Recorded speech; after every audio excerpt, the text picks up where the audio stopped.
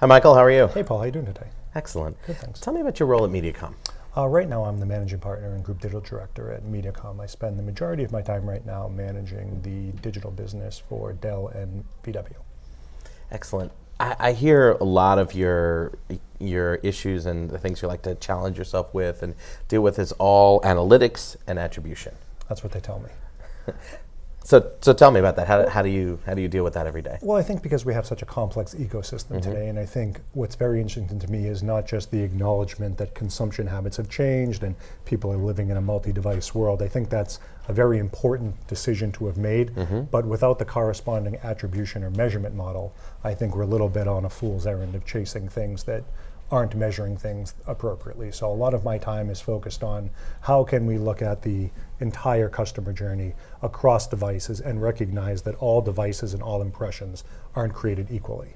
And how can we look at attribution, fractional attribution, intra-digital attribution to try and figure out what is the best way to communicate with people across their journey, and then looking at what they did when they got to the site, where they went afterwards, and looking at it holistically versus just what's happening last.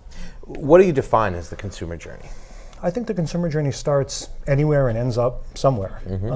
What are they doing on this journey? Like, what's happening? Well, I think it depends on where you're starting. I mean, in search, you obviously have someone who has seen some level, it has some level of engagement with the brand, is raising their hand and saying, I'd like some information. That person's a little bit further down the trough than somebody who may just be at the upper funnel looking to become exposed to a brand message. And what I'm trying to do is figure out, based on where those people are, what is the best message to deliver them through their journey, based on who they are, what I know about them, where they came from, what device they came through, and what characteristics they have. Because I don't think that not only are all impressions created equal, but the way you communicate with people at the individual level should be based on what you know about them. Because if we're going to gather all this data and find out that there's a difference between your journey and my journey to a different place, to the same place, we should deliver messaging to us in a different fashion. Is this a complex thing to solve, or is this fairly simple to understand? I think it's extremely complex. I mean, if you take a look at some of the recent acquisitions in the business, attribution acquisitions have become sort of the rage. You had Google buying Odometry, you have AOL bought Convertro, and I think what's happening... Do these each have their own standards in essence as well? I think they all have their own standards, but I think what they're recognizing is that if you're going to start trying to sell cross-platform programs without an applicable measurement system with it, and looking at some of the antiquated measurement models, you end up in a place where all impressions are created equal, which I don't think is fair. There is, if you compare lower funnel retargeting to the top of the funnel engagement, it's a fool's errand, because usually mathematically things that cost 10 times as much don't generate 10 times as much, and they don't deliver 10 times the value.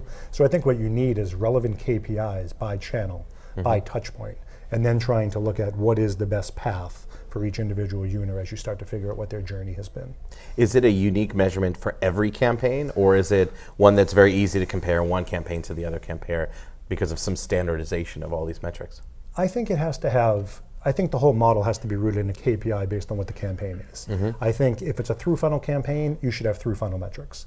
If it's an awareness campaign, you should focus on your standard typical top of the funnel metrics. But I think, again, looking at what you know about the person, what you're asking them to do, that should have a specific KPI against it. There's no value in comparing retargeting to a tablet sponsorship with Slate, for example, because the two of them aren't, you're not communicating with people in the same way. And before you can get people to take an action, obviously there has to be some engagement that happens up front. So I think that it's important to structure the KPIs around both the program and to the individuals and the channels you're using.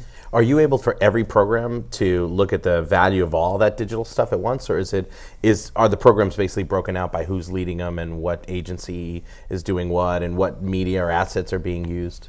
Well, I think, again, what we're trying to do is come up with a holistic measurement strategy and recognizing that each one of these environments is not meant to be created equal.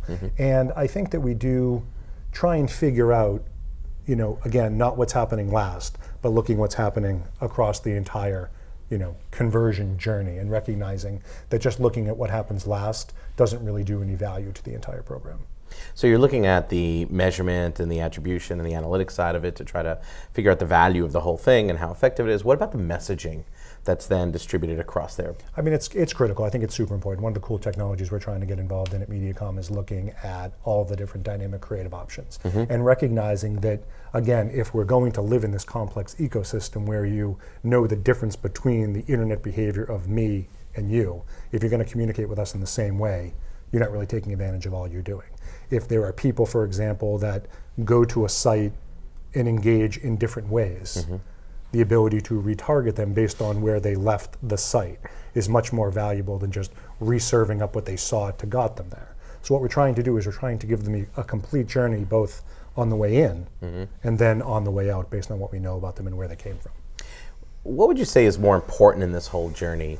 Is it the discovery phase of how consumers are discovering the content they want to consume, or is it the pathways they take along the consumption and after the consumption? I think it's both, to be honest, Paul. I think if pick one. Pick one's the biggest trouble area right now. Well, I think cross-device attribution is the biggest challenge. Okay. Because there's still this accepted acknowledgement, which is very valid, that you and I sit home every night, we watch TV with our tablet in front of us, and our laptops next door, and our phones on the table. So you have 4 devices in front of you, where engagement is happening at different times, at different places, potentially with multiple brands. So how you have the ability to link all these devices and figure out which messages are actually contributing to a desired action throughout the journey, I think is critically important. It's not easy.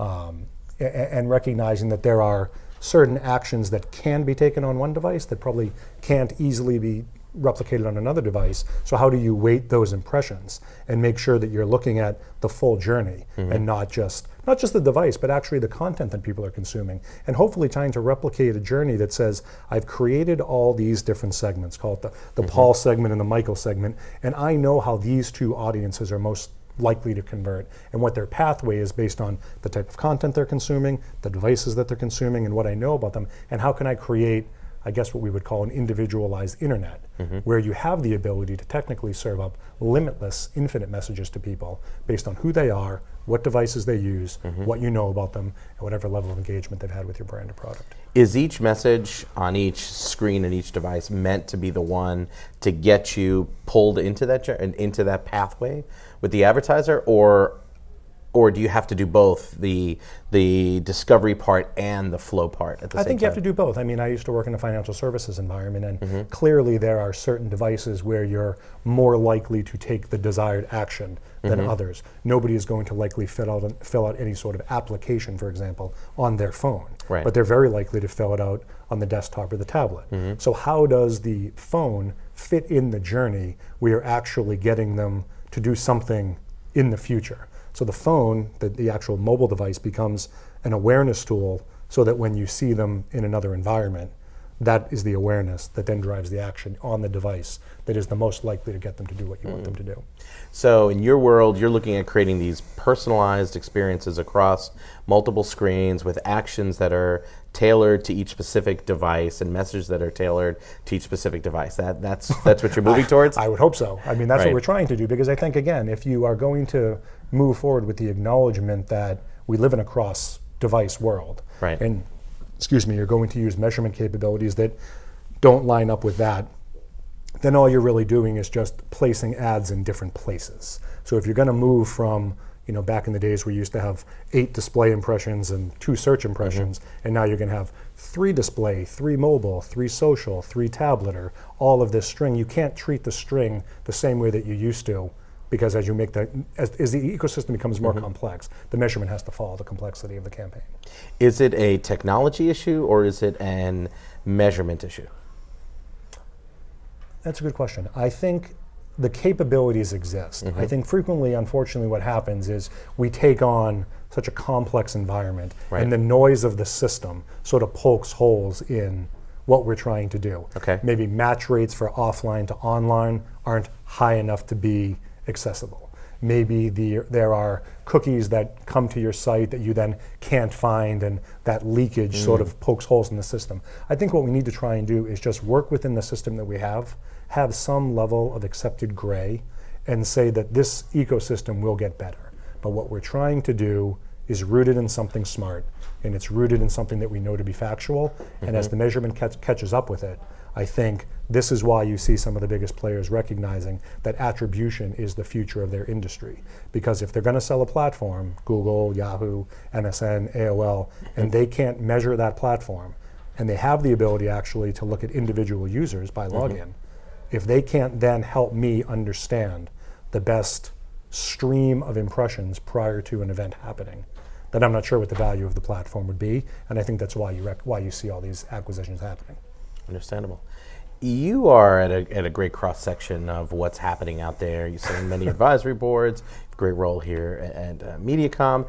Tell me, what do you see when you look out there as saying something on the horizon that's coming that you know about, that you say, wow, that's going to make a big difference? That's a great question. I mean, I appreciate the compliment. I think that what I'm focused on is we have, again, all these complex questions in front of us. What is viewability? What is an actual real impression? How long does impression need to be served? What is the value of each given impression? And I think what I'm trying to focus on is trying to make that ecosystem a little bit less complex. And again, accepting that there is no perfect measurement system out there now, but that how does viewability work out is a very complex issue, because I can certainly understand how things above the fold are better than below the fold, and I can certainly understand, that there needs to be a metric for how long an ad is seen before it's deemed viewable. But there are still gray areas. I mean, you could have site A that has 6 ads above the fold and site B that has 3 ads above the fold. Is the standard of viewability for those two the same? I would say probably not. So I think there has to be a way for the industry to step in and say, here's an acceptable standard today. How the publisher's going to deal with this is a separate issue, because as they have less ads on the page, costs might go up. How much is viewability worth? I mean, to certain advertisers, I mean, at Group M we talk about it all the time, where right now you have a scenario potentially where you pay a $5 CPM, but up to 50% of your ads may not be viewable, for example.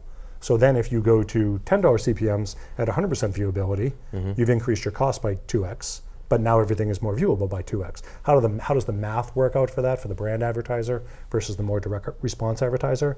That's another challenge. So I think you really just have to focus on the fact that it is a very, very complex environment, that no brand has the same KPIs, no technology is going to win the day, no trading desk is going to win the day, and that we as an industry need to just define some of our problems and solve them for today, recognizing they're probably going to be better solves down the road. Excellent. Well, may you continue to help us navigate these complex waters. Well, thanks, Paul. I appreciate it. Thank you, Michael.